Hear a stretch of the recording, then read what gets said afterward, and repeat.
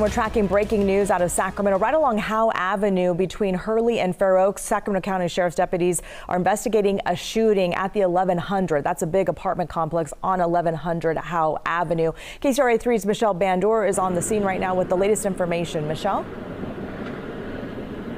Well, good afternoon, Lisa. Yes, we are here at Fair Lakes Apartments where Sacramento Sheriff's deputies and the SWAT team arrived here a little while ago. This all started about 11 a.m. and there's a lot of activity happening here right now. In fact, right when you were introducing us, we heard several flashbangs with the SWAT team making entry into the apartment. I have Sergeant Amar Gandhi here with me to kind of fill us in on what did we just hear and what's happening. Yeah, actually, they didn't actually make entry. They just breached that front door. There's a lot of other steps we'll take before actually sending bodies through that place. But again, a lot of devices going off, a lot of technology being used to, again, breach that front door, maybe be able to send a drone in or other devices. Okay, well, let's start from the beginning. Why were you called here in the first place? Sure. So just before about 11 this morning, we received a report of a shooting that occurred inside that apartment.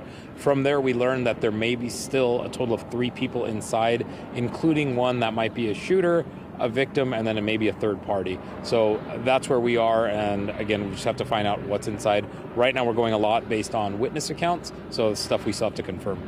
Okay, and so with what just happened while we were going on air with the SWAT team, kind of explain that again, so I don't want to get the misinformation out there on what I said. Sure. So a lot of it, again, we want to get a better picture and an independent view of what's going on in there and be able to confirm some of those witness accounts. So being able to get that front door open and being able to maybe see inside. So they just reported they couldn't see what was inside, but they were able to successfully open that front door. Okay, and so those were flashbangs that we heard?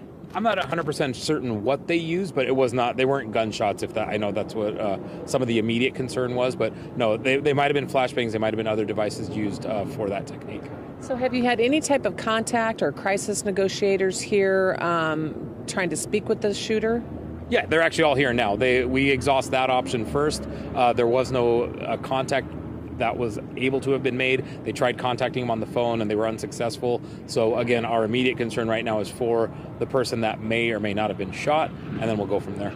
Right, so I mean, if this was around 11 o'clock, we're going on an hour and a half now, and if someone's wounded, I mean, you need to get in there and see what their status is. Right, and there's a lot that we have to go through before even doing that, because again, we still have 2 live people. We do have an armed individual potentially in there, and then maybe someone being held hostage or against their will. So a lot of factors that we have to put into play.